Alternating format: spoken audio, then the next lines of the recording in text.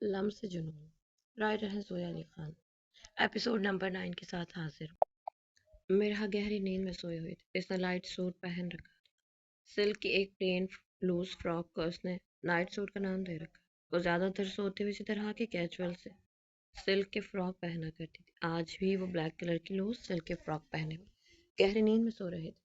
کھلے بال اس کے آدھے چہرے کو ڈھانپے ہوئے تھے۔ اس کا خوبصورت چہرہ بالوں میں چھپا ہوا ایسا منظر پیش کر رہا تھا جیسے چمکتا ہوا چاند کالے بادلوں میں چھپا ہو۔ سردی کی راتیں تھی تو میرب کو سردی تو ضرورت سے زیادہ ہی لگتی تھی، اس لیے وہ اپنے بستر میں دبک کر سوئے ہوئے تھے۔ عام روٹین میں تو مرحا اپنا منہ کمبل کے اندر گھسا کر ہی سوتے تھے، لیکن جب گہری نیند میں ہو جاتی تو مرحا کو اکثر اپنے کمبل کا کوئی اتا پتہ نہیں رہتا تھا۔ اکثر مرحا کی امی عشاء کی نماز پڑھنے کے بعد مرحا کے روم کا چکر ضرور لگایا کرتی تھی، کیونکہ مرحا بیبی کو سوتے ہوئے کمبل لینے کا شوق نہیں، ہوش نہیں رہتا تھا۔ اکثر وہ اسی طرح سے ٹھنڈ لگوا لیا کرتی تھی۔ سوتے ہوئے کمبل فرش پر گر جاتا اور مرحا بیبی ساری رات گہری نیند میں بستر پر ویسے ہی پڑی رہتی تھی، اور صبح اٹھ کر میڈم کا ناک اور گلا سردی سے بند ہو جاتا تھا۔ اس لیے مرحا کی امی عشاء کی نماز کے بعد اپنی تسلی کے لیے ایک بار آ کر ضرور مرحا کے روم کا چکر لگا کر اس کا کمبل اچھی طرح سیٹ کر کے جایا کرتی تھی۔ اور اگر مرحا بیوی جاگ رہی ہوتی تو پھر اس کی امی اسے تاکید کر کے جاتی کہ مرحا سوتے ہوئے اپنے کمبل کا خیال رکھنا، سردی مت لگوا لینا، جس کا مرحا ہمیشہ یہی جواب دیتی کہ امی جان، میں تو اپنے کمبل کا خیال رکھتی ہوں، پتہ نہیں کیسے گر جاتا ہے۔ اور مرحا کی امی اکثر ہنستے ہوئے کہا کرتی تھی کہ مرحا، مجھے لگتا ہے تمہارے کمبل کو پاؤں لگے ہوئے جن سے چل کر کمبل فرش پر آ جاتا ہے۔ آج مرحا کا کوئی ٹیسٹ نہیں تھا، تو اس لیے مرحا ٹائم سے ہی عشاء کی نماز ادا کرنے کے بعد اپنے کمبل میں گھس کر سو چکی تھی، اس بات سے بے خبر کہ کوئی اس کی نیند میں خلل ڈالنے والا ہے۔ شاہمیر پچھلے 10 منٹ سے مرحا کے پاس بیڈ پر بیٹھا ہوا اس کے معصوم چہرے کو دیکھ رہا تھا۔ اس کے چہرے پر بچوں سی معصومیت اور پاکیزگی تھی۔ مرحا کے چہرے پر اتنی معصومیت اور پاکیزگی کی وجہ اس کا بھائی رومان شاہ تھا، جس نے اس حادثے کے بعد اپنی بہن کو ہر بری نظر سے بچا کر رکھا تھا۔ وہ اپنی بہن کے معاملے میں کسی پر بھی بھروسہ نہیں کرتا تھا، ہر جگہ سایہ بن کر مرحا کے ساتھ رہتا تھا۔ مرحا کو ہر جگہ جانے کی اجازت نہیں تھی، اس لیے مرحا دنیا داری سے بہت دور اور بہت معصوم تھے، اور اس کی یہی معصومیت شاہمیر کے دل میں گھر کر گئی تھی۔ شاہمیر مرحا کے پاس لیٹنے والے انداز سے بیٹھا ہوا تھا۔ وہ بیڈ پہ دونوں پاؤں لٹکے اپنی کہانی کے سہارے بیٹھا ہوا بہت ہی گہری نگاہوں سے اسے دیکھ رہا تھا، اور مرحا بڑی محبت بھری نظروں سے دیکھ رہا تھا کہ مرحا نے گہری نیند میں ہی کروٹ اس کی طرف لیتے ہوئے اپنا ہاتھ اس کی کمر میں ڈال کر اپنا منہ اس کے سینے میں چھپا لیا تھا۔ مرحا گہری نیند میں تھی، اس لیے اسے تو کچھ بھی نہیں پتا تھا، مگر شاہمیر کا دل 100 کی اسپیڈ پکڑ چکا تھا۔ اسی پہ شاہمیر، جس کے ڈر سے دشمنوں کے دل کے اسپیڈ سے دھڑکتے تھے، اس وقت بیچارہ خود کسی مجرم کی طرح اپنی سانسیں روکے ہوئے لیٹا تھا۔ بیوی، اتنا ظلم مت کرو اپنے بیچارے شوہر پر، میں بس تمہیں پاس سے دیکھنے اور اپنی ملکیت کو محسوس کرنے کے لیے آیا تھا، مگر تم اتنا قریب آ کر میرے صبر کے امتحان مت لو، اسی بھی کو تمہارا معصوم حسن بہکا رہا ہے۔ شامی نے مرحا کے کان میں سرگوشی کی تھی، جیسے مرحا کی نیند سے آنکھ کھل گئی تھی، اور شاہمیر کو خود کے اتنا نزدیک دیکھ کر وہ گھبرا کر اٹھنے لگی تھی۔ شاہمیر اپنا ہاتھ اس کے اوپر سے کراس کرتا ہوا اسے اٹھنے سے روک گیا۔ آپ آپ یہاں پر کیا کر رہے ہیں؟ وہ بڑی بڑی آنکھوں سے شاہمیر کو خود کے اتنے قریب دیکھ کر سمٹتی ہوئی اٹک اٹک کر صرف اتنا ہی بول پائی، آیا تو آپ سے ملنا تھا، آپ کو دیکھنے کا بہت دل کر رہا تھا، مگر ایسی بھی کہ جان مجھے تو تمہارے ارادے سے کہیں زیادہ بھی لگ رہے ہیں۔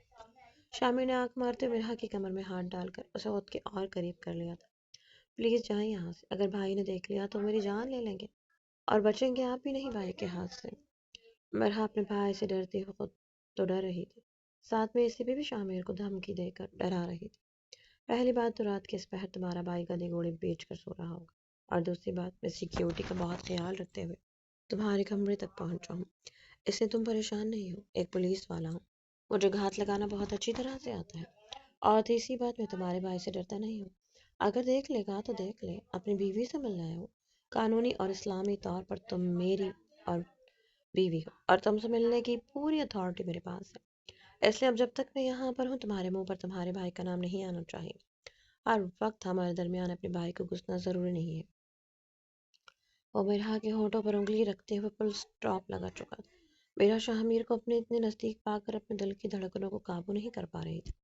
شاہ کے جسم سے اڑتے ہوئے مردانہ پرفیوم کی مہک میرا کو ایک انجانے سے احساس سے دو چار کروا رہی تھی۔ پلیز چلے جائیں، مجھے پتا ہے کہ تمہیں تمہارے بھائی سے بہت ڈر لگتا ہے، مگر کہا ہے نا کہ اپنے بھائی کا نام اس وقت میرے سامنے نہیں لینا۔ شامر نے میرا کی بات کو کاٹتے ہوئے کہا تھا، میں اس بھائی کی بات نہیں کر رہی تھی، اور جو آپ سے بہت ڈر لگ رہا ہے وہ بچوں کی طرح کانپتے ہونٹوں کے ساتھ آنسو بہانا شروع ہو چکی تھی۔ تمہیں مجھ سے ڈر کیوں لگ رہا ہے؟ مائیکل جین ہوں۔ شامر نے مسکراتے اپنا ہاتھ اس کی گال پر رکھ اپنا چہرہ اس کے بہت قریب کر کے کہا تھا۔ شاہمیر کا چہرہ اپنے اتنا نزدیک آتے ہوئے دیکھ کر مرحا نے اپنی آنکھیں جلدی سے بند کر لی تھی۔ شاہمیر کے نابل اب مسکرا رہے، مائی بیوٹیفل وائف۔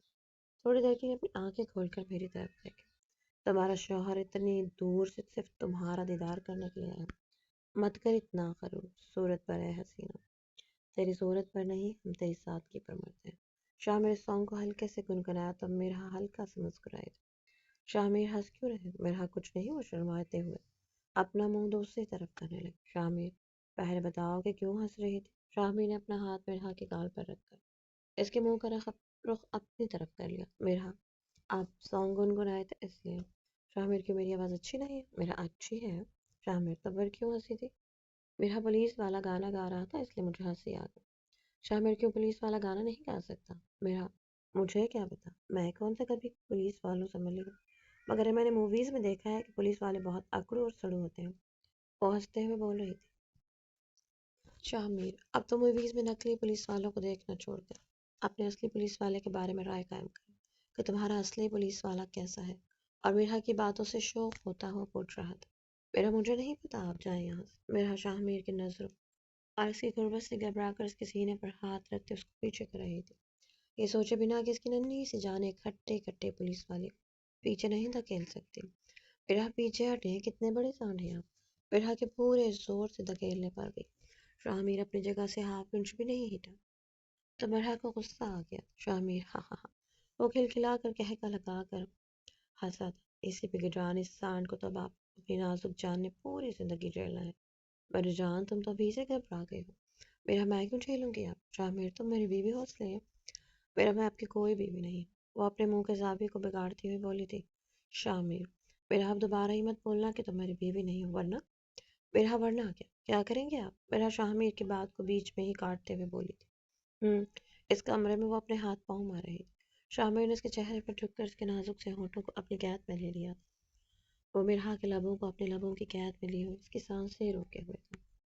مرحا اچانک ہوئی افتاد سے ایک دم گھبرا گئی تھی۔ دوسرا اسے سانس نہیں آ رہی تھی، جس کی وجہ سے وہ ہاتھ پاؤں مار رہی تھی، مگر اسی پہ صاحب اپنی بیوی کے ساتھ پہلے کس کو اس طرح سے ادھورا نہیں چھوڑنا چاہتے تھے، اس لیے وہ اپنے من کی پیاس بجھا کر ہی پیچھے ہٹے۔ میرا، یہ کیا بدتمیزی تھی؟ میرا اپنی اکڑی ہوئی سانسوں سے تیز ہوئی دھڑکنوں کو کنٹرول کرنے کی بیکار کوشش کرتے ہوئے بولی تھی۔ شاہ میری جان، اس کو کس کہتے ہیں؟ بدتمیزی نہیں، لگتا ہے تم نے پڑھائی اچھی طرح سے نہیں کی ہے۔ کوئی بات نہیں، جب رخصت ہوگا میرے پاس آؤ تو میں تمہیں اچھی طرح سے بدتمیزی اور کس میں فرق سمجھا دوں گا۔ وہ شرارتی انداز سے ہنس رہا تھا۔ میرا، بہت گندے ہیں۔ شاہ کس کرنا کوئی گندی بات ہے؟ بیوقوف لڑکی، بیوی ہو تو میری، اور کس کرنے کی اتھارٹی ہے میرے پاس؟ میرا، میری سانس بند ہو رہی تھی، وہ بچوں کی طرح ہونٹ نکال کر رو رہی تھی۔ شاہ ہے میرا بچہ، میری طرح سے کسی سے آپ کی سانس بند ہونے لگی تو رخصتی کے بعد جب میں اپنے پورے حق وصول کروں گا پر تو تمہیں وینٹیلیٹر پر ڈالنا پڑ جائے گا۔ وہ مرحا کی حالت اور اکڑے ہوئے سانس کو دیکھ کر ہنس رہا تھا۔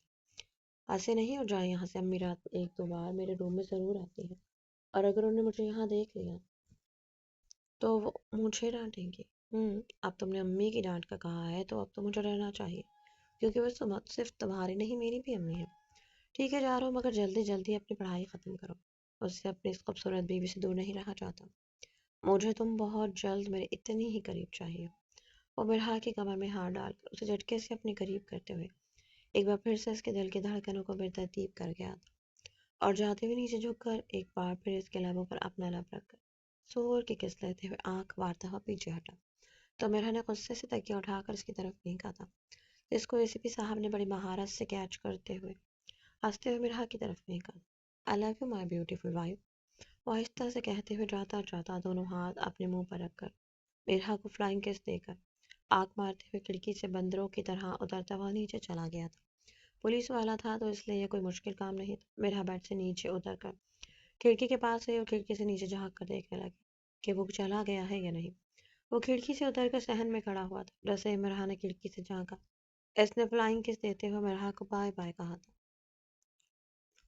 مرحا نے ہاتھ کے اشارے سے اسے جانے کے لیے کہا تھا۔ کتنا بے شرم اور نڈر ہے، خود تو مرے گا، مجھے بھی رومان بھائی کے ہاتھوں مروائے۔ مرحا اپنے منہ میں بڑبڑاتے ہوئے اپنی کھڑکی کا پردہ سیٹ کر کے واپس بیڈ پر آ کر بیٹھ گئی تھی، مگر اس کا دل اب بھی 100 کی اسپیڈ سے دھڑک رہا تھا۔ مرحا بیٹا، میں ذرا ساتھ والی پڑوسن کی تیمارداری کے لیے جا رہی ہوں۔ مرحا کی ماں مرحا کے روم میں آ کر اسے بتا رہی، جی امی ٹھیک ہے۔ مرحا صوفے پہ آلتی پالتی مار کر بیٹھی ہوئی اپنا ٹیسٹ یاد کر رہی تھی۔ مرحا مجھے آنے میں تھوڑی دیر ہو جائے گی تو اس لیے پریشان مت ہونا، اور جب میرا اٹھے تو اسے بھی ناشتہ بنوا دینا۔ فی الحال تو تمہارے بھائی صاحب بھی ابھی تک اپنے روم سے باہر نہیں آئے، ورنہ میں اس کا ناشتہ زکیہ سے بنوا کر جاتی۔ اب اٹھے گا تو مجھے گھر پر نہ پا کر گھر کو سر پر اٹھا لے گا۔ اگر بیٹا میرا جانا ضروری ہے، تمہیں تو پتہ ہے کہ پورے محلے میں ایک وہی تھے ہو جو میری بہت اچھی دوست ہے۔ تمہارے بھائی کے ڈر سے تو میں کوئی دوست نہیں بناتی ہی نہیں ہوں، کیونکہ اسے لگتا ہے کہ ساری دنیا فراڈ ہے اور سب لوگ ہمیں غلط نظروں سے ہی دیکھتے ہیں۔ پتہ نہیں یہ کلثوم آنٹی پر اس نے کیسے یقین کر لیا تھا۔ کلثوم وہی پڑوسن تھی جس کا رومان شاہ کی ماں آج پتہ کرنے جا رہی تھی۔ وہ کافی نیک خاتون تھی اور پہلی نظر میں ہی وہ رومان شاہ کے دل کو بہت اچھی لگی تھی، اس لیے جب سے وہ لوگ اس سوسائٹی میں آئے تھے لے دے کر رومان شاہ کی ماں کی ایک ہی دوست اور بہن اور سہیلی تھی۔ مرحا کلثوم آنٹی کی طبیعت بہت خراب ہے، ہو سکتا ہے مجھے اس کے ساتھ ہاسپٹل جانا پڑے، تو اگر تمہارا بھائی اٹھ جائے تو اس کا ناشتہ بھی زکیہ سے کہہ کر ریڈی کروا دینا۔ زکیہ ان کے گھر کی ملازمہ کا نام تھا جو کچن کا کام کرتی تھی۔ اپنی ماں کی ساری بات سن کر مرحا نے ہاں میں سر کو ہلاتے ہوئے جی امی جان کہا تھا۔ رومان شاہ نہا کر واش روم سے باہر آیا تو گیلا ٹاول سوئی ہوئی میرب کے منہ کے اوپر پھینک دیا تھا۔ میرے بیچارے گیلا ٹاول منہ پر لگنے سے ہڑبڑا کر ہائے اللہ جی کہتی ہوئی بیڈ پر اٹھ کر بیٹھ گئی تھی۔ گڈ مارننگ مہارانی صاحبہ، گستاخی معاف، میں نے آپ کی نیند میں خلل ڈال دیا ہے۔ رومان شاہ اپنے دونوں ہاتھ سینے پر باندھے ہوئے میرب کے سامنے کھڑا تھا۔ آج اس نے اسپیشل طور پر چھٹی کی تھی صرف میرب کو ٹارچر کرنے کے لیے۔ اب وہ میرب کو صبح کی پہلی ڈوز دے رہا تھا۔ میرب، شاہ سوئے ہوئے انسانوں کو کوئی اس طرح سے جگاتا ہے؟ رومان شاہ، گستاخی معاف مہارانی جی، آپ حکم کیجیے کہ آپ کو کس طرح سے اٹھنا پسند ہے، آپ کا یہ ادنا غلام آپ کو اسی طرح سے اٹھایا کرے گا۔ میرب، شاہ کیا آپ رات کو تیاری کر کے سوتے ہیں کہ صبح اٹھتے ہی آپ مجھ پر اس طرح سے طنز کرنا شروع کر دیں گے؟ رومان شاہ، نہیں، تمہاری شکل ہی ایسی ہے کہ صبح اٹھتے ہی نئے نئے آئیڈیاز میرے دماغ میں آنا شروع ہو جاتے ہیں، اور اب تم یہ انسپیکٹر بن کر مجھے سوال کرنا بند کرو اور 1 منٹ سے پہلے اپنی شکل دھو کر آؤ اور مجھے ناشتہ بنا کر دو۔ شاہ، مجھے ناشتہ بنانا نہیں آتا، میں بہت جلد امی جی سے سیکھ لوں گی اور پھر آپ کو بنا دیا کروں گی۔ میرے بیچاری طنز کے ڈر سے پہلے ہی صفائی پیش کر رہی تھی۔ پہلی بات تو یہ کہ میں بنایا ہوں، مجھے بنانے کی ضرورت نہیں ہے، تمہیں ناشتہ بنا کر مجھے دینا ہے، اور دوسری بات یہ کہ پوہر لڑکی، تمہیں کوئی کام آتا بھی ہے؟ یہ ہر کام میں شاہ مجھے یہ کام نہیں کرنا آتا، شاہ مجھے وہ کرنا نہیں آتا۔ کبھی اپنی زبان سے یہ بھی پھوٹ لیا کرو کہ تمہیں کچھ کرنا آتا بھی ہے۔ اور فی الحال مجھے تمہاری کوئی بکواس نہیں سنی۔ 1 منٹ سے پہلے کچن میں جاؤ اور میرے لیے ناشتہ بنا کر لے کر آؤ۔ لیکن شاہ، بھی تو میرے ہاتھوں میں بہت درد ہو رہا ہے، وہ اور کل آپ کے دبانے سے میرے ہاتھ کا زخم پھر سے تازہ ہو گیا۔ میرے اب نظریں جھکائے ہوئے مجرموں کی طرح کھڑی ہوئی بول رہی تھی، تو ایک کام کرو، ہاتھ کو کمرے میں چھوڑ کے چلی جاؤ، مگر ناشتہ تو پھر بھی بنانا پڑے گا۔ اگر ہاتھ کمرے میں چھوڑ کر جاؤں گی تو ناشتہ کیسے بناؤں؟ میرا بیچاری رومان شاہ کی باتوں ڈر سے اتنی گھبرائی ہوئی تھی کہ اسے یہ بھی سمجھ نہیں آیا کہ بھلا بندہ ہاتھ چھوڑ کر ناشتہ کیسے بنا سکتا ہے۔ اس نے جملے پر غور ہی نہیں کیا تھا، جیسے دماغ تم اپنے مائکے میں چھوڑ کر یہاں پر رہ کر میرا دماغ کھا رہی ہو، اس طرح ہاتھ کمرے میں چھوڑ کر جا کر ناشتہ بنا دو۔ میرب کو ناشتے کے نام پر کچھ بھی نہیں بنانا آتا تھا، مگر پھر بھی رومان شاہ کا حکم تھا تو مانا تو میرب پر فرض تھا۔ مہارانی صاحبہ، واش روم سے تشریف باہر لے آئیے، یا آپ کے لیے اسپیشل بگی بھیجوانی پڑے گی جو مہارانی صاحبہ کو واش روم سے کچن تک کا عظیم سفر کروائے گی۔ میرا واش روم میں ٹوتھ برش کر رہی تھی، مگر رومان شاہ کے تانوں والی آوازیں اس کے کانوں میں گونج رہی تھی۔ جی شاہ، بس برش کر کے آ رہی ہوں۔ جس میرب کی صبح آنکھ نہیں کھلتی تھی، اس کی ماں اس کی منتیں کر کے اسے بستر سے باہر نکالتی تھی، آج اس میرب کا استقبال گیلے تولیے نے کیا تھا، اور ماں کی محبت بھری آواز کے بجائے رومان شاہ کے تانے سن کر میرب کی حسین صبح کی شروعات ہوئی تھی۔ مہارانی جی، میں ڈائننگ ٹیبل پر جا رہا ہوں، آپ ذرا اپنی بگی پر بیٹھ کر جلدی سے تشریف لے آئیے۔ رومان شاہ روم سے جاتے جاتے بھی میرب کو تانا دے کر چلا گیا۔ میرم نفی سر کو ہلاتے ہی سوچ کر رہ گئی تھی آخر اس نے ایسی کیا غلطی کر دی ہے جو شاہ روز ہی اٹھ کر اسپتالوں کی برسات شروع کر دیتے ہیں۔ رومان شاہ روم سے باہر آیا تو میرا ڈائننگ ٹیبل پر بیٹھی ہوئی اپنا ناول نوش فرما رہی تھی۔ ہائے میرا بچہ کیسا ہے؟ رومان شاہ اپنی بہن کے پاس جا کر پیار سے اس کے ماتھے کو چومتے ہوئے بولا تھا۔ اس کا حال پوچھ کر اپنی کرسی پر بیٹھ گیا۔ میرا بیٹا آپ صبح صبح یہ ناول لے کر مت بیٹھا کریں، ناول پڑھنے کا بھی کوئی ٹائم ہوتا ہے۔ آج کے بعد میں صبح صبح آپ کے ہاتھ میں ناول نہ دیکھوں۔ جی بھائی سوری، مرحا کی منمنائی سی آواز آئی تھی۔ گڈ، رومان شاہ نے اپنی بہن کو شاباش دی تھی۔ اب رومان شاہ نے ادھر ادھر نظریں دلائی تھی کہ جب بھی وہ ٹیبل پر آتا تو ہمیشہ اس کی امی جان اسے ٹیبل پر ہی ملتی۔ امی جان کہاں ہے؟ رومان شاہ نے مرحا سے پوچھا تھا۔ امی جان کلثوم آنٹی کے گھر گئی ہیں، ان کی طبیعت ٹھیک نہیں تھی تو امی شاید زیادہ دیر تک وہاں پر رکے اور ہو سکتا ہے امی جان کو انہیں ہاسپٹل لے کر جانا پڑے، اس لیے امی لیٹ آئیں گی اور امی نے مجھے کہہ دیا ہے کہ میں آپ کا اور میرا بھابھی کا ناشتہ تیار کروا دوں۔ اب آپ بتا دیں کہ آپ کیا کھائیں گے، میں ابھی ذکیہ باجی سے کہہ کر آپ کا ناشتہ تیار کروا دیتی ہوں۔ میرا نے بنا سانس لیے ایک ہی سانس میں سارا کچھ رومان شاہ کو بتا دیا تھا۔ ریلیکس ریلیکس، سانس بھی لے لو۔ رومان شاہ نے ہنستے ہوئے ہاتھ کے اشارے سے اسے روکا تھا۔ میرا کو اتنی سپیڈ میں بتاتے ہوئے دیکھ کر وہ ہنس رہا تھا۔ میرا ڈریسنگ کے سامنے کھڑی ہوئی اپنے بالوں کو کھول کر برش سے کنگھی کر رہی تھی۔ وہ برش کرتے ہوئے ساتھ میں ہاتھ کو ہلا کر سی سی کر رہی تھی کیونکہ اس کے ہاتھ میں سچ میں بہت درد تھا، کیونکہ کل رومان شاہ کی شرٹ پر بٹن لگا تھے، پتہ نہیں کتنی بار غصے سے اس نے میرب کے ہاتھ کو دبایا تھا، جس کی وجہ سے میرب کا زخم پھر سے تازہ ہو گیا تھا، مگر دشمن جان نے تو پلٹ کر بیچارے کا حال بھی نہیں پوچھا تھا۔ ساری رات بھی درد نے اسے سکون سے سونے نہیں دیا تھا۔ اب رومان شاہ صرف اسے ٹارچر کرنے کے لیے میرب سے ناشتہ بنوا رہا تھا۔ حالانکہ رومان شاہ کو آئیڈیا تھا کہ جتنے نخرے نازوں سے اس کے گھر والوں نے اس کو پالا ہے، اس کو ناشتہ بنانا نہیں آتا، مگر وہ رومان شاہ تھا جو اپنا ضد کے آگے کچھ اور نہیں دیکھتا تھا۔ اب اس کے دماغ نے سوچ لیا تھا کہ وہ میرب کو سکون کی سانس نہیں لینے دے گا، تو اس نے اپنی سوچ کو ہر حال میں پورا کرنا تھا۔ میرب کنگھی کر کے جیسے ہی ڈائننگ ٹیبل پر آئی تو میرا نے بہت خوش دلی سے اس کا ویلکم کیا تھا۔ ہائے بھابھی، آئیے بیٹھے، میں بھی آپ کا ناشتہ بنوا دیتی ہوں۔ ذکیہ باجی ادھر آؤ، بھائی اور بھابھی کا ناشتہ بنا دو۔ میرے بچے، آپ کو اگر ناشتہ کرنا ہے تو آپ بھی یہیں پر بیٹھیں، آج کا ناشتہ آپ کی بھابھی جان بنائے گی۔ نہیں بھائی، میں تو ناشتہ کر چکی ہوں، مگر بھابھی کیوں بنائیں گی؟ ایک تو ابھی ان کی شادی کو دن ہی کتنے ہیں اور دوسرا امی جان بول کر گئی ہیں کہ میں ذکیہ باجی سے کہہ کر آپ دونوں کا ناشتہ بنوا دوں۔ نہیں، مجھے تو اپنی پیاری بیوی کے ہاتھ کا ناشتہ کرنا ہے، تو اس لیے ناشتہ تمہاری بھابھی بنائیں گی۔ رومان شاہ میرا کے سامنے اتنا سویٹ بن کر بول رہا تھا جیسے کہ میرب سے اسے بہت پیار اور میرب کے ہاتھ کا بنا ہوا کھانا کھانے کے لیے وہ بہت بےتاب ہو۔ بیچاری میرا کو تو سمجھ ہی نہیں آ رہا تھا کہ اس کے بھائی پر بے وقت پیار کا بھوت کیسے سوار ہو گیا تھا۔ میرا کو اپنا ناول کمپلیٹ کرنا تھا، اس لیے وہ وہاں سے کام کے بہانے سے کھسک کر اپنے روم میں چلے گئے تھے۔ مس ورلڈ اپنے مبارک قدموں سے کچن میں جاؤ اور میرے لیے ناشتہ بنا کر لاؤ۔ میرب کے ہاتھ میں درد ہو رہا، وہ بتانا چاہتی تھی، مگر رومان شاہ کے چہرے کے تاثرات دیکھ کر چپ چاپ کچن میں چلتی ہوئی آ گئی تھی۔ میرب کو کچھ سمجھ نہیں آ رہا تھا کہ وہ ناشتے میں کیا بنائے اور کیسے بنائے۔ میرب نے فریج کھول کر اندر جھانک کر دیکھا، اندر ڈبل روٹی، انڈے، دودھ اور بہت سارے پھل رکھے ہوئے تھے۔ میرب کچھ دیر فریج کا دروازہ کھول کر کھڑی رہی تھی، اس کے بعد اس نے سوچا کہ بریڈ سیک کر ساتھ میں چائے بنا کر ناشتہ دے دیتی ہوں، کیونکہ میرب کو انڈا تک تو بنانا نہیں آتا تھا، انڈا دور کی بات، اس نے تو کبھی اپنا قدم بھی کچن میں نہیں رکھا تھا، اس لیے سب کچھ نیا اور بہت مشکل تھا۔ مہارانی صاحبہ، ناشتہ میرے پاس آ جائے گا یا میں خود ناشتے کے پاس آؤں؟ رومان شاہ اونچی آواز میں بولا تھا۔ خود ہی ناشتے کے پاس آ جائے، میرب دھیمی آواز میں بولی۔ وہ دھیمی سی کہی کے بات رومان شاہ کے کانوں تک پہنچ گئی تھی۔ ہاں، کیا ہے؟ کہاں ہے میرا ناشتہ؟ آ گیا میں؟ رومان شاہ کی اچانک آواز سے میرب دو قدم ڈر کر پیچھے ہوئی، جو یوٹیوب سے دیکھ رہی تھی کہ انڈے کی ایزی ریسیپی۔ ماشاء اللہ، نکمی لڑکی کو انڈا بنانا بھی نہیں آتا، وہ بھی یوٹیوب سے پوچھ رہی ہے کہ انڈا آسانی سے کیسے بنتا ہے۔ اتنا تو مجھے بھی آتا ہے کہ تم مجھ سے ہی پوچھ لیتی۔ میرب کافی شرمندہ تھی اپنی چوری پکڑی جانے پر۔ چلو میں تمہیں بتاتا ہوں کہ کیسے بنتا ہے ایزی ریسیپی انڈا۔ رومان ایزی کو کھینچ کر بولا۔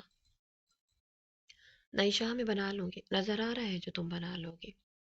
چلو اب اپنے ان نکمے ہاتھوں سے فریج سے دو انڈے لے کر آؤ اور اسے توڑ کر ایک باؤل میں ڈالو۔ پھر اب جلدی سے گئی اور فریج سے دو انڈے لے کر آئی اور اسے شیلف پر رکھ کر انڈوں کو توڑنے کے لیے کچھ ڈھونڈنے لگی۔ کیا ڈھونڈ رہی ہو اب؟ شاہ انڈے توڑنے کے لیے نائف ڈھونڈ رہی ہوں۔ اس کی ضرورت نہیں، مس نکمی، انڈے کو باؤل کے ساتھ ठोकर लगा कर तोड़। मीरब ने इसके बाद पलम अमल करते हुए अंडे को तोड़ डाला जो बाउल में नहीं गिरा था मगर पूरे फर्श पर फैल चुका था, और मीरब अंडे का एक सिरा हाथ में लिए हुए कभी शाह को तो कभी फर्श पर पड़े हुए अंडे को देख रही थी। माशाअल्लाह, वाह लड़की, अंडा तोड़ने को कहा था, फोड़ने को नहीं। सॉरी शाह, मैं दूसरा तोड़ लेती हूँ। मीरब ने बिना रोमान शाह का जवाब सुने जल्दी से शेल्फ से दूसरा अंडा उठाया और इसका भी वही हशर किया जो पहले वाले अंडे का हुआ। वेरी गुड, वेरी गुड, बस यही रेसिपी थी जिसको तुम बहुत अच्छी तरह से फॉलो कर रही हो। अब फ्रिज में से एक और अंडा लो, इसके बाद एक और अंडा लाना, इस तरह फ्रिज में जितने भी अंडे पड़े हैं सबको बारी बारी लाकर यहीं पर फोड़ देना। इसके बाद इसके ऊपर नमक मिर्च डालकर अच्छी तरह हल करना और इसके ऊपर पेट्रोल डालकर आग लगा देना। और फिर जब ऑमलेट तैयार हो जाएगी तो यहाँ पर बैठकर तुम ही खा लेना, क्योंकि ये जानवरों वाला खाना मैं तो नहीं खाता मगर मेरे ख्याल से तुम्हारे लिए परफेक्ट है। मीरा रुमान शाह के तंज पर रोने लगी। एक तो बेचारी शर्मिंदा थी कि उसे कुछ भी करना नहीं आता, ऊपर से रुमान शाह की तंजिया नजरें और तंज करते हुए जबान से इसकी आंखें भर आई थी। अब ये अश्कबारी तुमने किस लिए शुरू कर दी? जैसे कि मैं तुम पर बहुत जुल्म कर रहा हूँ। जुल्म तो तुमने किया है इन बेचारे अंडों पर, रोना तो इनको चाहिए। रोमान शाह ऊंची आवाज से बोला तो मीरा वो और तेजी से रोना शुरू हो गई। ये क्या हो रहा है किचन में, और तुम लोगों ने क्या हशर बना दिया है मेरे किचन का? तुम दोनों यहाँ पर क्या कर रहे हो? अचानक से रोमान शाह की माँ की आवाज़ इन दोनों के कानों में पड़ी तो इन दोनों ने चौंक कर मुड़कर पीछे देखा, जहाँ पर खड़ी रोमान शाह की माँ गुस्से से लाल पीली होकर खड़ी हुई थी। अपने किचन की खराब हालत देखकर वो सर पकड़ कर रह गई थी। अम्मी जान में अंडा बना रही थी तो वो जमीन पर गिर गया। मीरब ने जल्दी जल्दी बात को कवर करने की कोशिश की थी।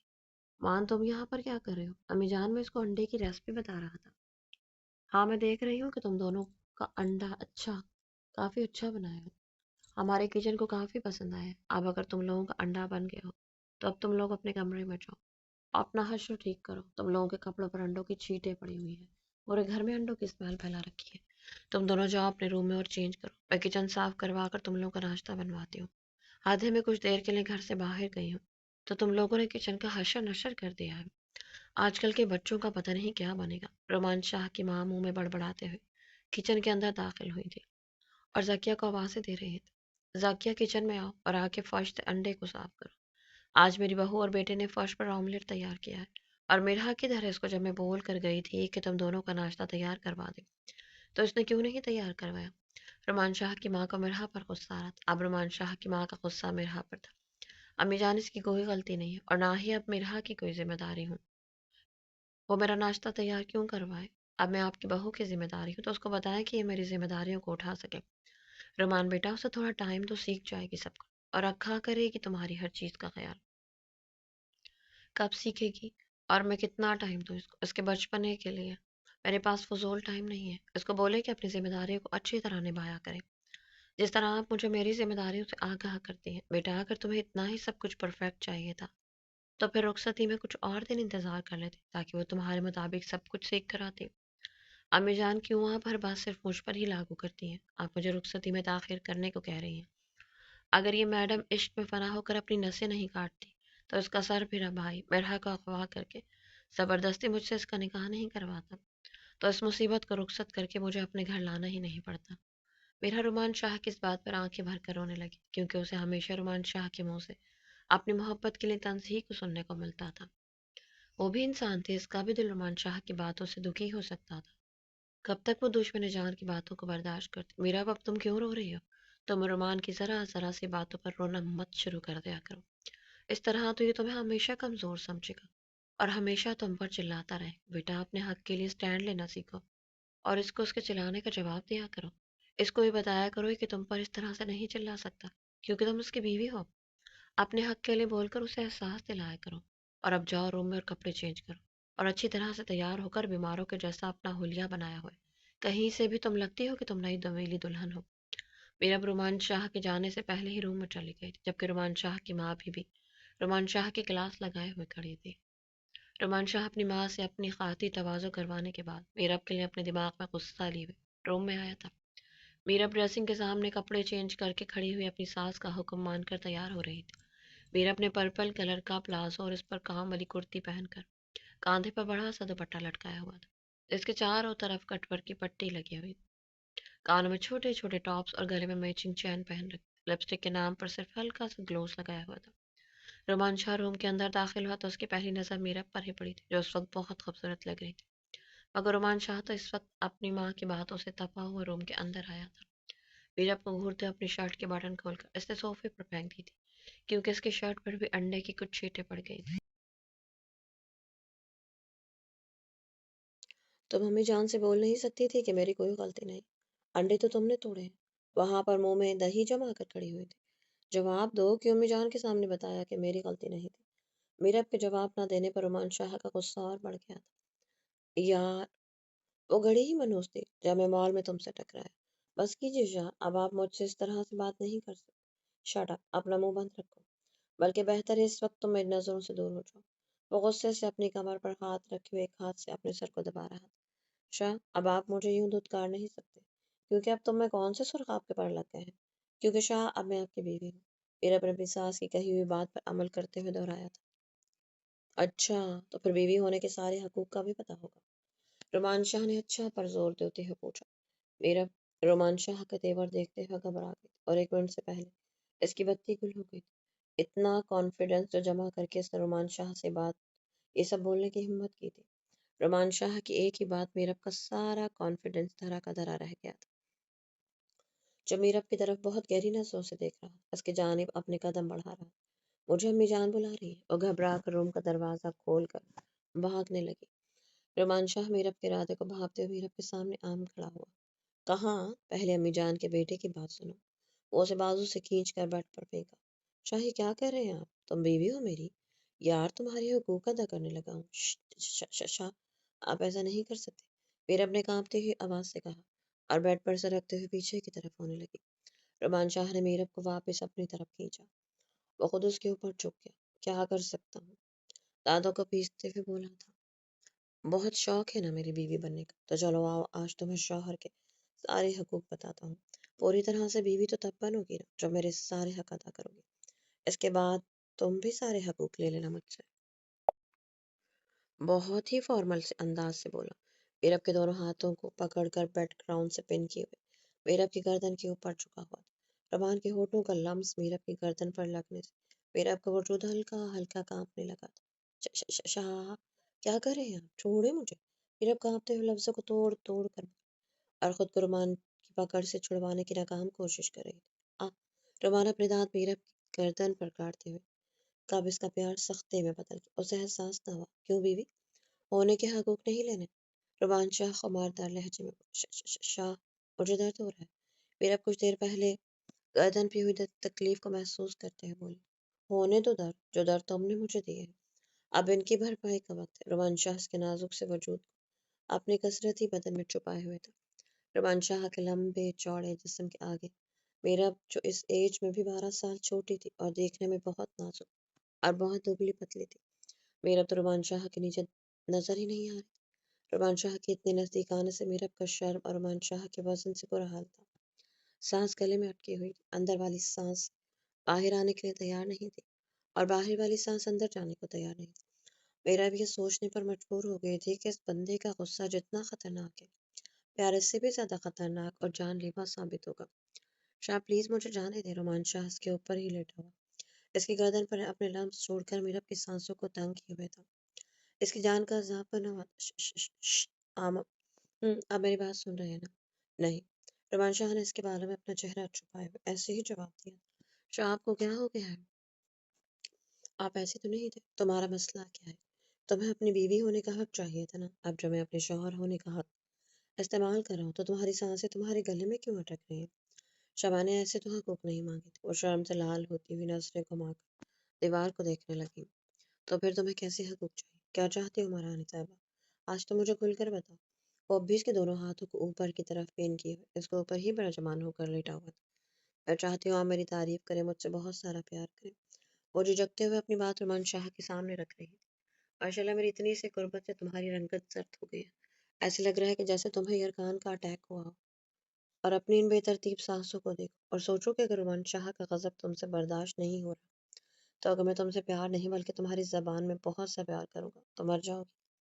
اور ویسے بھی رومان شاہ کا ٹیسٹ اتنا خراب نہیں کہ تمہارے منہ لگ کر تمہیں بہت سارا پیار کرے۔ وہ جھٹکے سے دور ہو کر کھڑا ہو گیا تھا۔ یہ تو صرف تمہاری سزا کا ایک حصہ تھا، اور جب جب میں تمہارے نزدیک آؤں گا اسے میرا پیار نہیں بلکہ میری طرف سے اپنے لیے سزا سمجھنا۔ تم رومان شاہ کے پیار کے مستحق نہیں ہو، اور جاتا جاتا میرب کے دل پر اپنے زہریلے تیر چھوڑ کر گیا تھا۔ وہ تو جا کر واش روم میں بند ہو گیا تھا، مگر میرب وہیں پر پڑی ہوئی آنسو بہاتی رہ گئی۔ شاہ، کیوں میں آپ کی محبت کی مستحق نہیں؟ کیا کمی ہے مجھ میں؟ کیوں میں اتنی بری ہوں کہ میں اپنے دل پر دستک نہیں دے پا رہی؟ کیوں میں آپ کے دل کے بند دروازے نہیں کھول سکتی؟ ایسا کیا ہے آپ کے دل میں جس کے ڈر سے آپ مجھے اپنے دل میں داخل ہی نہیں ہونے دیتے؟ وہ روتے ہوئے اپنا منہ تکیے میں چھپائے ہوئے سوچ رہی تھی۔ رومانچہ باہر آیا تو ایک سائڈ پر آ کر آرام سے لیٹ گیا، جس نے سے کوئی دل دکھانے والی بات ہی نہ کی ہو۔ میرب کے تکیے میں چہرہ چھپائے ہوئے، مگر پھر بھی اس کی ہلکی ہلکی سے اس کے رومانچہ کے کانوں میں پہنچ رہی تھی۔ مگر وہ دشمن جان بہت آرام سے آنکھیں بند کیے ہوئے لیٹا تھا۔ تھوڑی دیر خاموشی کے بعد روم کا دروازہ بجا تھا اور زکیہ کی آواز آئی تھی، رومان بھائی اور میرا باجی، آپ دونوں کو بڑی بیوی جی بلا رہی ہیں ناشتے کے ٹیبل پر، آپ جائیں، ہم لوگ 5 منٹ میں آ رہے ہیں۔ رومان شاہ نے بیڈ پر لیٹے ہوئے جواب دیا تھا، چلو اٹھو، اگر تمہارا ماتم ختم ہو گیا تو امی جان ناشتے پر بلا رہی ہے۔ مجھے نہیں جانا، یہ ادائیں مجھے مت دکھاؤ، تم میری من پسند بیوی نہیں ہو جو میں تمہارے نخرے اٹھاؤں گا۔ شاہ، مجھے پتہ ہے کہ میں آپ کی من پسند بیوی نہیں ہوں، بار بار مجھے مت بتایا کریں، کیوں بار بار اپنی تعریف سن کر برا لگتا ہے؟ وہ طنزیہ نظروں سے اسے دیکھ رہا تھا، اس کی طرف کروٹ لے کر تکیے پر کوہنی ٹکایا، اپنے سر کو اپنے ہاتھ کی سپورٹ دیتے ہوئے لیٹا ہوا میرا پر طنز کر رہا تھا۔ میرا اپنے منہ آنکھوں سے بازو کو ہٹا کر غصے سے نظریں گھما کر رومان شاہ کی طرف دیکھا تھا۔ رومان شاہ نے اپنی دونوں آئی بروز اٹھا کر اپنی آنکھوں سے اشارہ کرتے ہوئے اٹھنے کا کہا تھا، چلو امی جان انتظار کریں، مجھے بھوک نہیں ہے۔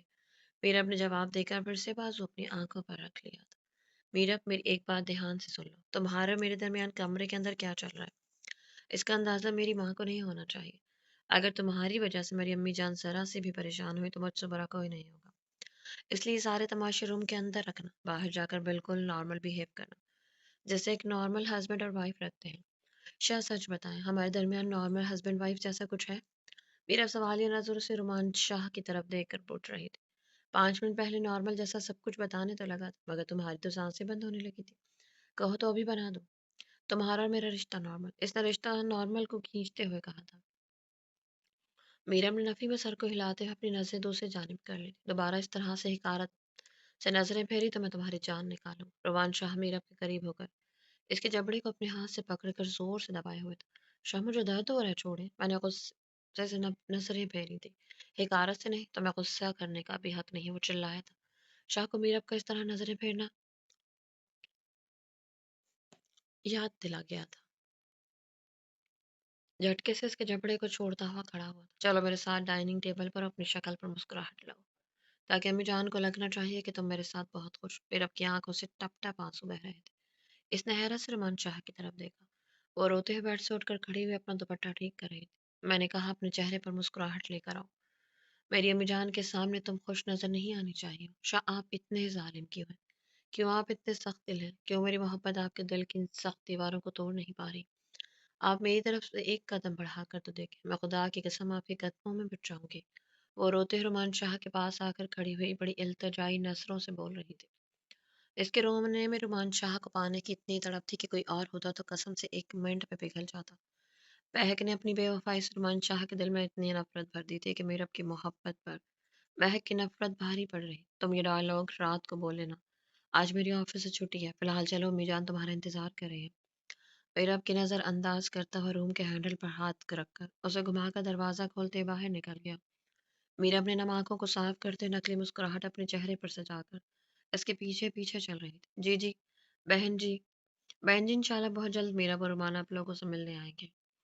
رومان شاہ ٹیبل پر پہنچتا تو اس کی ماں پہلے سے ہی میرب کی ماں سے بات کرے، میرب کی ماں میرب کے آنے کا پوچھ رہی تھی، اور رومان شاہ کی ماں بھی وعدہ دے چکی تھی کہ رومان اور میرب ملنے کے لیے آئیں گے۔